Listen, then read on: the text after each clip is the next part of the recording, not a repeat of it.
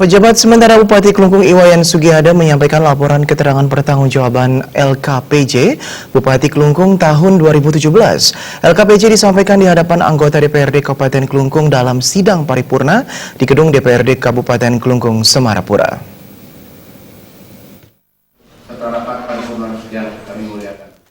Dalam laporannya, penjabat sementara Bupati Klungkung Iwayan Sugihada menyampaikan selain memenuhi kewajiban konstitusi, penyampaian LKPJ dimaksudkan sebagai upaya membangun transparansi dan memperkuat check and balance penyelenggaraan pemerintah daerah oleh DPRD. LKPJ Bupati Klungkung tahun 2017 ini memuat tentang berbagai capaian kinerja penyelenggaraan pemerintahan daerah di Kabupaten Klungkung, baik makro maupun mikro yang dilaksanakan melalui penyelenggaraan urusan yang menjadi kewenangan dan tugas kepala daerah. Beberapa hal yang menjadi perhatian dalam LKPJ penjabat sementara Bupati Klungkung antara lain meliputi sektor indeks pembangunan manusia, IPM Kabupaten Klungkung yang pada tahun 2016 sebesar 69,31, masih di bawah angka IPM Provinsi Bali yang mencapai 73,65.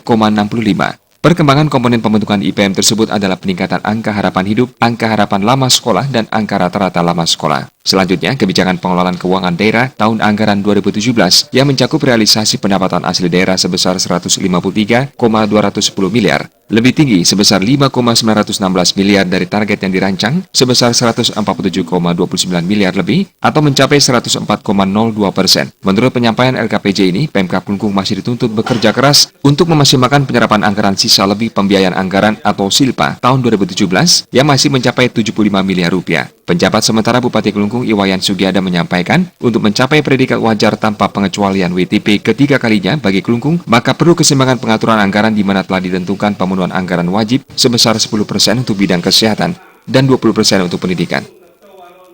Tentunya SILPA dalam kegiatan ini tentunya pasti ada SILPA. Ya, SILPA-nya persisnya angkanya adalah 75 miliar. Ya, anggaran-anggaran yang wajib kita penuhi itu adalah anggaran kesehatan, pendidikan, itu yang kita penuhi. Kita seimbangkan bahwa untuk pendidikan itu adalah 20%, untuk kesehatan itu 10%. Nah, itu kita harus seimbangkan itu tanpa kewajiban-kewajiban itu ya tentunya untuk mencapai Klungkung yang WTP nanti ketiga kalinya adalah ya harus taat dan patuh terhadap peraturan perundang-undangan.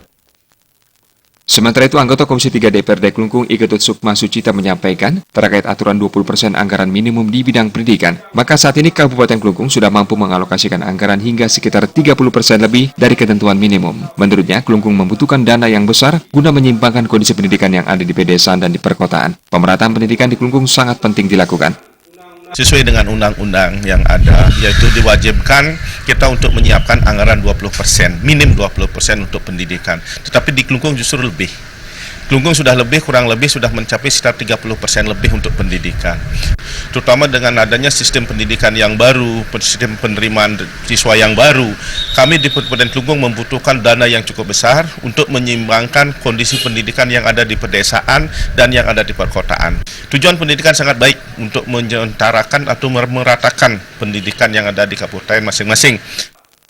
Selanjutnya terkait pencapaian yang disampaikan lewat LKPJ tahun 2017 ini, disadari ada kekurangan maupun kelemahan penyelenggaraan pemerintahan dan pembangunan daerah. Maka dari itu, penjabat sementara Bupati Klungkung meminta dukungan kerjasama dan partisipasi aktif semua pihak, khususnya anggota Dewan, untuk bersinergi dalam mencari solusi terhadap segala permasalahan yang ada. Indra Wijaya dan Gung Krisna, Bali TV.